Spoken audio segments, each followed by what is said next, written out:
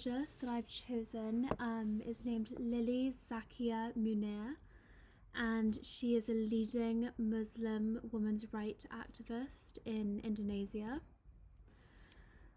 Lily has 10 siblings, and unfortunately there wasn't too much information about her background, as she isn't very well known, but I found her work quite interesting and compelling, which is why I've chosen to talk about her today.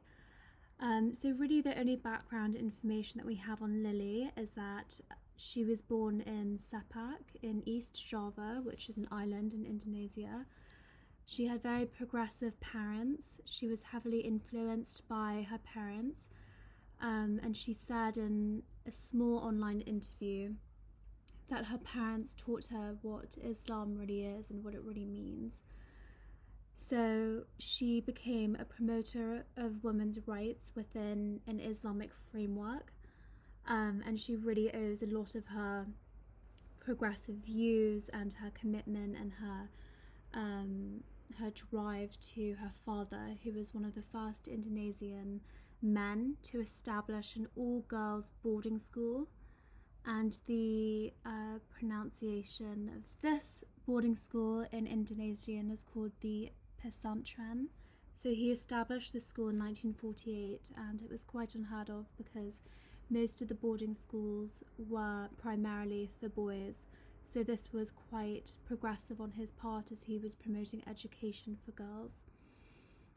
He strongly believed in equality for men and women, and he encouraged her mother, so Lily's mother, to enter into the political field, where she became quite a prominent figure. And as I said, she really learnt what Islam is through her parents, and she says that Islam is justice, equality, and peace.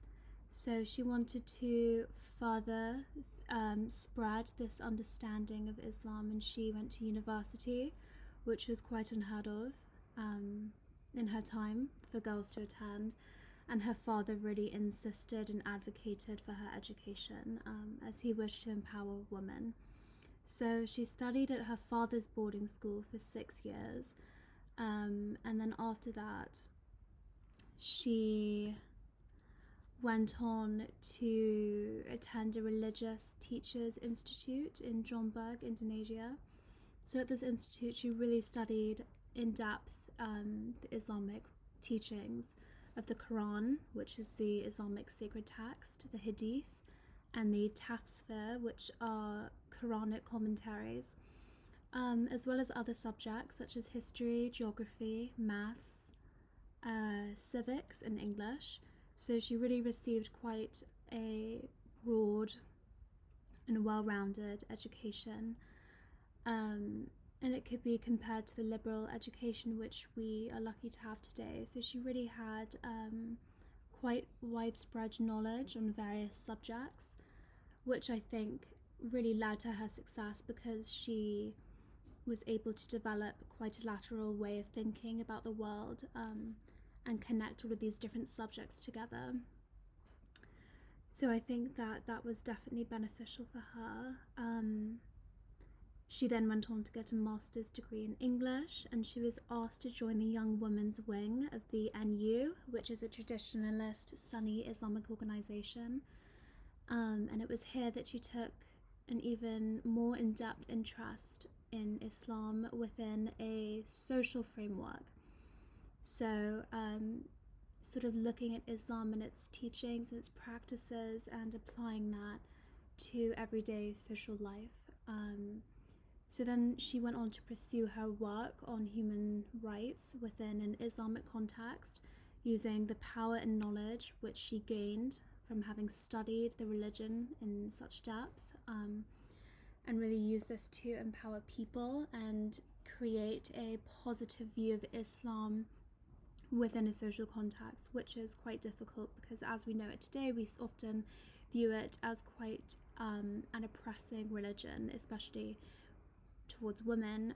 But Lily, through her case study, which I'll talk about later, really tries to dissect this and say, well, it's not really Islam which is oppressing women, because it speaks of equality in its verses.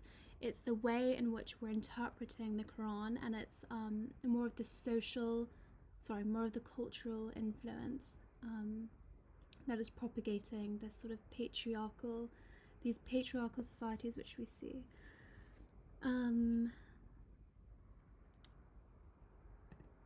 So this is all part of Lily's biography, and then I'll go into her case study. But Lily then established a center for Pesantren, the Islamic boarding schools, and democracy studies. So she created a center for this, and she established this because she saw that Islam had such a negative image in America, owing to the media, and I think especially after 9/11.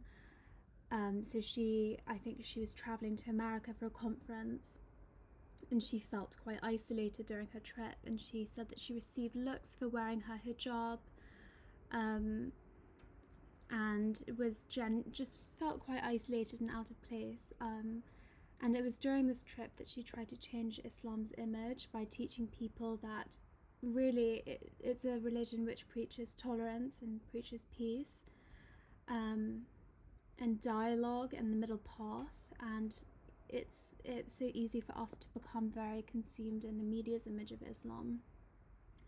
So when she returned to Indonesia, she felt compelled to establish this center to prepare Muslim leaders to present a democratic and progressive understanding of Islam to others, and counter this sort of negative stereotype, as well as tackle the contemporary social issues. So really here she's trying to educate people to interpret Islam in a different way, and then to go on and not preach because I think that can have quite negative connotations, but I think to go out and show the world that Islam is empowering for women if interpreted correctly, and if people are educated on Islam in the right way. So this is a school for people to learn and then to do good in the world.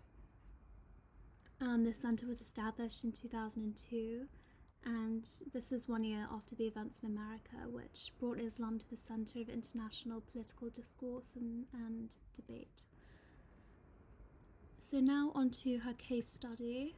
There are several which she had conducted, but this I found the most interesting, and actually I came across it when looking on JSTOR, and I hadn't heard of Lily before, but I read it, and I just found it very interesting, so I wanted to sort of share it with you. So one of her main field work case studies that she did is called Power Relations and Marital Sexuality Among Javanese Muslim Women. So she's looking to speak to women about their marital lives and unpack the complexities of Javanese and Islamic traditions that condition their sexual relationship with their husband. So she's taking Islam and its traditions and trying to compare that with women's the way in which they view themselves sexually, and the sort of the dynamics between man and woman. So these traditions really underline a patriarchal society which subjugates women in sexual and marital relations, and the discussion that Lily wishes to draw on is that Islam preaches gender equality, and she examines how this can coexist with certain Islamic practices which are unfair to women. The woman's experiences in this case study provides an opportunity, I think, to discuss how religious context should be understood, when really Lily makes it clear that these sacred texts do prescribe that women should have equality, and however they are sort of subject to conflicting interpretations. So Lily shows that sexuality and the way that we interact with it is in fact a cultural construct. It's not something that we're born with. It's not biological. It's culturally constructed. she shows that Javanese Muslim women's attitude towards sexuality does not coincide with the Quran on sexual equality at all. And this is because of the influence of Javanese culture, which is inherently patriarchal. So we see that it's really problematic from a cultural aspect and not from a religious aspect, which is misunderstood a lot. So culture, as we've seen throughout this class, through culture we assign roles, specific roles. So the Javanese culture has assigned power relations in marriage, and this has created ramifications on women's sexuality and their perceptions of themselves. So Lily seeks to understand sexuality as more than just a personal issue between two partners, but of a power relationship which is intrinsic to a human society. And she defines a patriarchy as male control within the public, but also within the private world. And in order for women to feel liberated, this must be eliminated. And it's quite difficult because this means complete elimination of a constructed thing, which is gender relations, and it's not easy. So essentially, our culture and the institutions within our culture reinforce women's subordination to men, wherein women begin to internalize inferiority, and male violence against women becomes legitimized in sexual practices. And this is because of the assumption that men are by nature aggressive and dominant, and this is contrary to women. And it's because of these narratives which we reproduce, these constructed narratives that men are just more aggressive, that they have an excuse to be violent, and that women have to comply. And because of the reproduction of this, it becomes part of their culture. So man and woman in Javanese society enter a marriage based on hierarchy, and sex is viewed as a fertile union. The role of woman is for giving birth, which is considered dirty, along with housework, which is something that men just don't engage in. So really, it's interesting because Lily talks about old Javanese texts, sort of these stories that have been told and written by ancient kings, which hold that women are weak and that women's body parts are essential for arousing men's sexual desire. So here we see a heavy influence of Javanese literary works.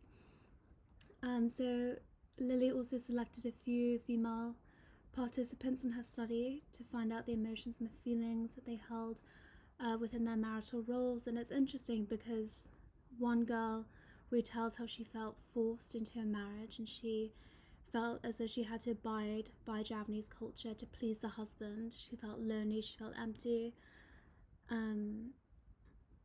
So it was quite emotive to read that. And another girl said that she married for love because her parents were quite progressive, but it turns out that after she married this man, she saw that he was quite egotistic and arrogant, and he was chauvinistic, and she realized that this was shaped by the way that he was raised, and her husband's attitude represented a distorted image of Islamic equality. She felt that her husband's behavior was savage and oppressing, and that sexuality was just a symbol of power over his wife. So here we see the extreme sort of view of Islam, which Lily's trying to deconstruct and eliminate. And then here I have my bibliography and my image credits. Thank you so much.